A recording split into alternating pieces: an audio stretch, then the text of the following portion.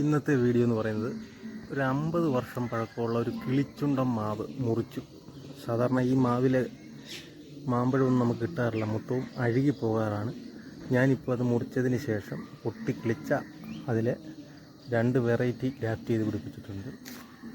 ഒന്ന് ഈ കാണുന്നത് കോട്ടൂർക്കോണം, ഇത് നാംടോപ്പ് മൈ, പിന്നെ ഇത്